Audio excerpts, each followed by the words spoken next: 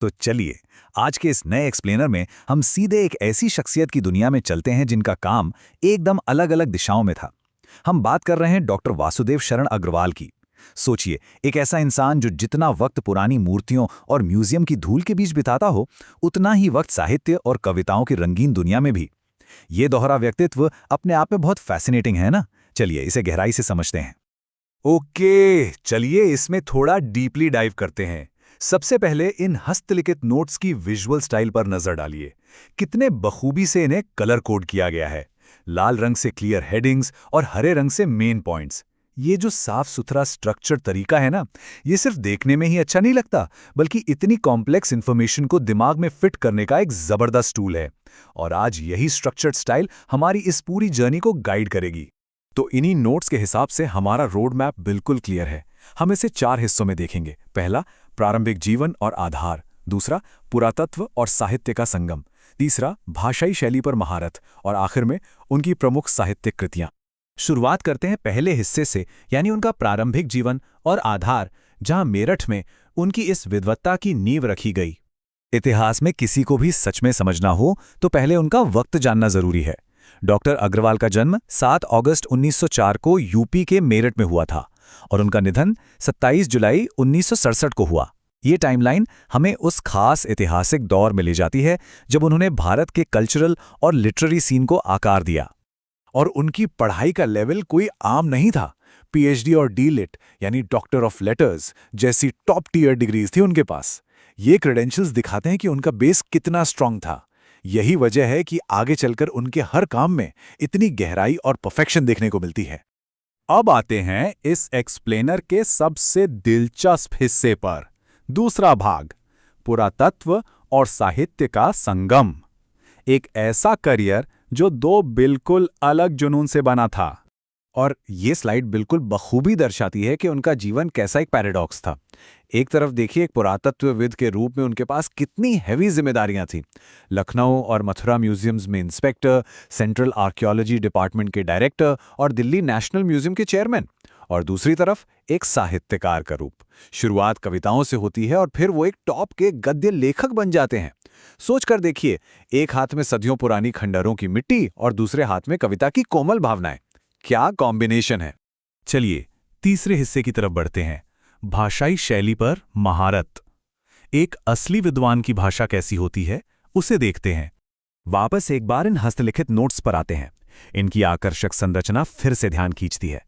यहां क्लियर लिखा है कि जीवन के आखिरी दौर में आर्कियोलॉजी उनका मेन सब्जेक्ट जरूर बन गया था, लेकिन वो हमेशा एक काव्य प्रेमी बने रहे।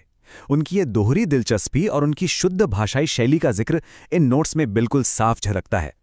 अब अगर भाषा की बात करें तो इन सोर्सेस के हिसाब से डॉक्टर अग्रवाल ने खड़ी बोली का इस्तेमाल किया, वो भी एकदम प्रौढ़ और परिमार्जित, यानी हाईली रिफाइंड और प्योर। लेकिन यहां एक ट्विस्ट है, वो कोई कट्टर प्योरिस्ट नहीं थे। अपनी भाषा को शुद्ध रखने के बावजूद जब भी जरूरत पड़ी, उन्होंने बड़ी आसानी से अंग्रेजी शब्दों का भी इस्तेमाल किया। ये ट्रेडिशन और मॉडर्न फ्लेक्सिबिलिटी का एक जबरदस्त मिक्स है। इनकी लेखन शैली को 2 मेन कैटेगरीज में बांटा गया है, विचारात्मक यानी थॉटफुल और व्याख्यात्मक यानी एनालिटिकल। और सच कहूं तो ये बिल्कुल सेंस में करता है। एक इंसान जिसने अपनी पूरी जिंदगी म्यूजियम्स में पुरानी चीज़ों को ऑब्जर्व करने, उन्हें समझने और दुनिया के सामने उनको एक्सप्लेन करने में गुजार दी हो, उसकी लिखावट तो नेचुरली डीपली एनालिटिकल होगी ही, है ना। अब आते हैं आखिरी और चौथे हिस्से पर, प्रमुख साहित्यिक कृतियां जो उनके शोध और क्रिएटिविटी का एक्सट्रीम पॉइंट हैं।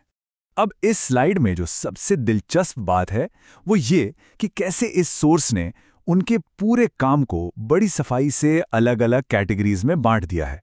निबंध संग्रह, शोध ग्रंथ और संपादन। चलिए इन्हें थोड़ा और करीब से देखते हैं। उनके निबंध संग्रह की लिस्ट देखिए। कल्पवृक्ष, कल्पलता, पृथ्वीपुत्र, वाग्धारा, वेद विद्या, भारत की एकता और माताभूमि। इन नामों को ध्यान से सुनिए। पृथ्वीपुत्र या माताभूमि जैसे टाइटल सिर्फ नाम नहीं है, ये एक्चुअली में इस बात का सबूत है कि एक आर्कियोलॉजिस्ट होने के नाते उनका इस मिट्टी, इसके इतिहास से कितना गहरा लगाव था। उन्होंने इस इमोशन को लिटरली अपनी साहित्य में उतार दिया। और जब सीरियस रिसर्च की बात आती है तो उनका मास्टरपीस पाणिनिकालीन भारत सामने आता है।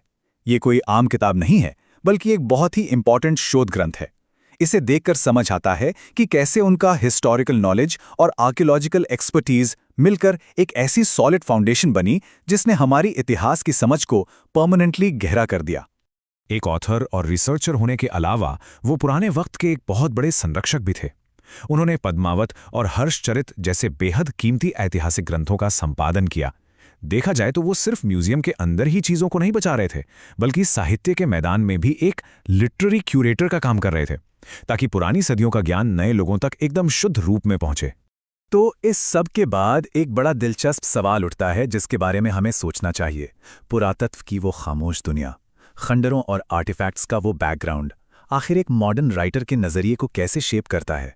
डॉक्टर वासुदेव शरण अग्रवाल का काम इसी सवाल का एक जीता जागता बेहद खूबसूरत जवाब है। उनकी लेगेसी हमें दिखाती है कि जब बीता हुआ कल आज की क्रिएटिविटी से मिलता है तो नतीजा कितना शानदार होता है। इसी थॉट के साथ आज का ये एक्सप्लेनर यहीं ख़त्म करते हैं। नई चीज़ें सीखते रहिए।